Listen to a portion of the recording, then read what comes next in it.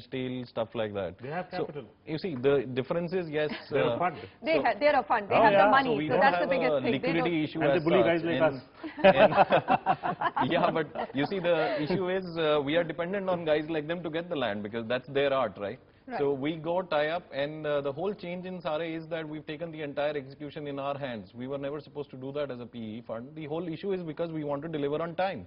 Our returns get severely affected. Very interesting point. You see, the fact that PE funds who were actually funding the real estate sector to ensure that the projects are completed on time have to get into the development side. Yeah, what do you change by being part of the development side? Which again brings me back to, I know that they may be different, they may be delivering in time, but there is a lot of gap when it comes to management and execution within the real estate companies in the country.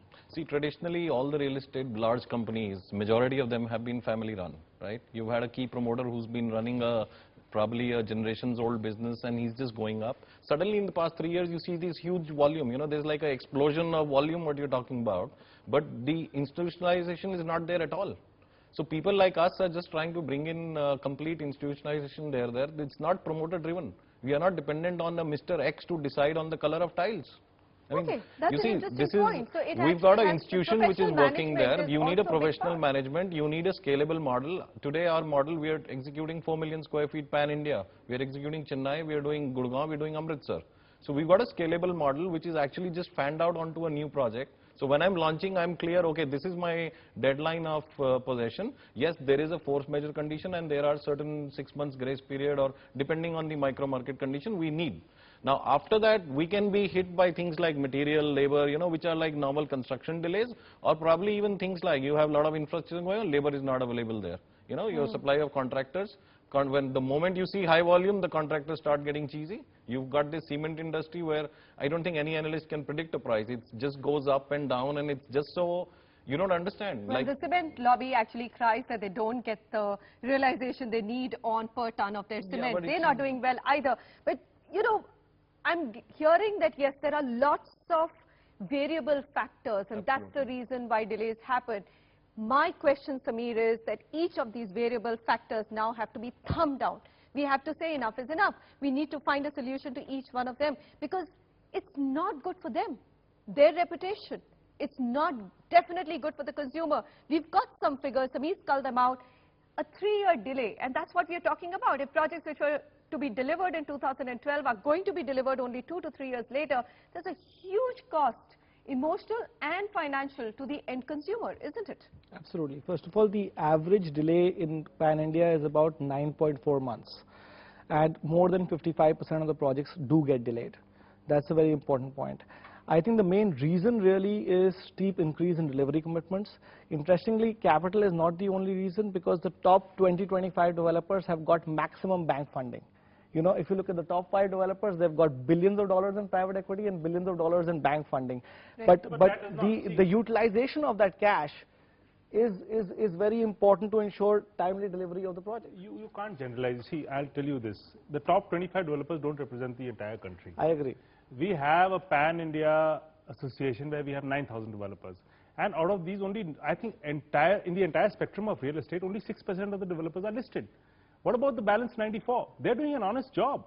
They have capital problems. If the big 25 have all the capital in the world... Not the entire 94, because at the start of the show you told me that the camp is divided between the we're talking about our association. Okay, so the entire association of CREDAI, all right. The basic problem is that then there are balance sheet issues, and that's why banks can't come in and fund that. Yes. And that's the big problem. Samir, you can't deny the fact that there is a bias towards lending to real estate because under directions from RBI, the risk weightage to real estate is maximum. Commercial. We have been lobbying with the ministry to give housing an infrastructure status, which is what the World Bank recognizes housing as. World Bank recognizes housing as an infrastructure activity. Once we have an infrastructure status, the banks will lend. They'll lend cheaper. We'll have access to capital. And let me tell you today, these businesses are not necessarily now still running the old-fashioned family-run businesses. We are professionalizing. I know so many of my colleagues who have professionals working for them. They don't have to, go for small decisions to touchy the point. Yeah. Touchy Actually, point. very touchy. That family-run businesses Manisha, what in real estate are not run well. While that's the reason. let me finish. But the Manisha. example of SARE coming in, maybe some of them are, but not all. No, what I'm saying is, see, it's not like making a car. That you have a prototype, you put it on the manufacturing line, and you put in the raw material, and it comes out in a particular time. This is a labor-intensive industry. There are so many practical issues. There's even a mason.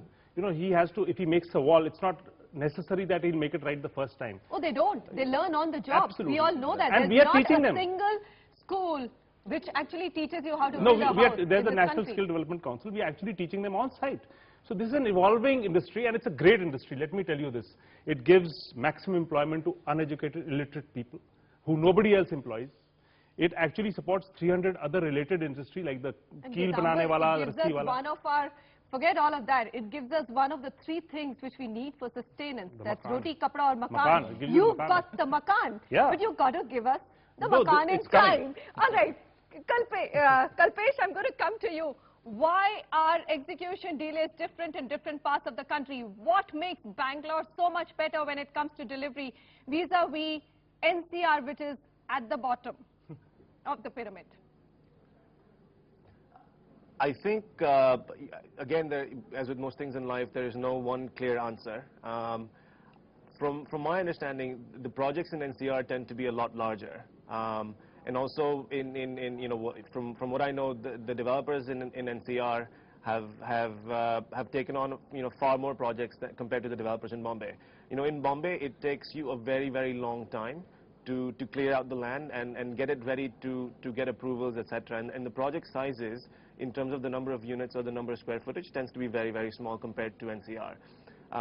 Delivering a 500,000 square foot project is much simpler than delivering a 2, 3, 4 million square foot project, which is what you see in NCR. I think with Bangalore, I'm not an expert on the Bangalore market at all, but I think approvals in Bangalore are far simpler than approvals in let's say a Bombay or NCR region. Let me tell you, in Bombay, it's I don't want to keep beating a dead horse, but I just want to give the audience a bit more color as to what the approval delays look like. We've had 12 months, the past 12 months in Bombay, where no new projects have been given approvals because the entire regulatory framework on how projects get approved is changing. There's a new code that's being introduced, and while that was happening, there was no new projects that were being granted approvals. Before that, you had an issue where there's a high-rise committee that approves projects that are above 70 meters. That committee got disbanded, and no one knew whether a new committee was going to be required or whether a new committee was going to be appointed or whatnot. Before that, there was a question on whether environmental approvals are a center subject or a state subject.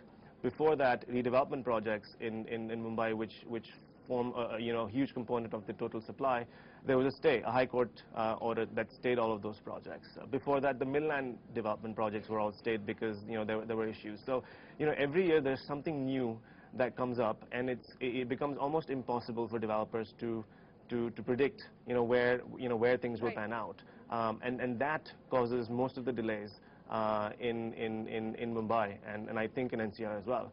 But again, Kalpesh, having said that, Kalpesh, come back to you. Sure. We just got to take this very quick break, but what I'm hearing from Kalpesh is that NCR is particularly really looking terrible on those statistics because there was a huge amount of announcements of development, and of course execution then becomes a problem. There was overextension in that period that we've just taken for this study. We'll come back. I think we still need to go back and discuss that very basic point. What does it cause you? What does the delay cost to the consumer? And how do we resolve the regulatory issues? Because labor is one, there are many other issues, but regulatory approvals, which are the bane of the industry, has to be sorted out.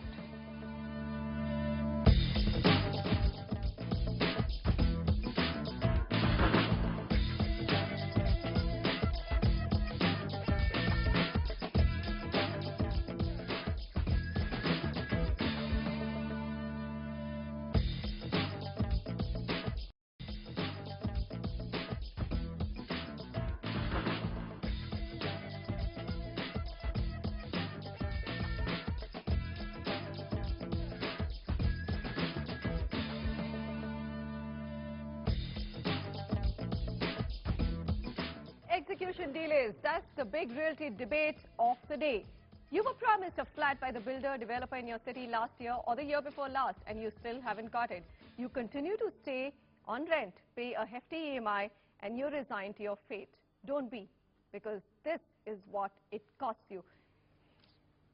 Samir Jasuja, you've done the numbers, and we've looked at the cost of delays. It's a lot. It works out to about 14 to 15%. So if the person has bought a property worth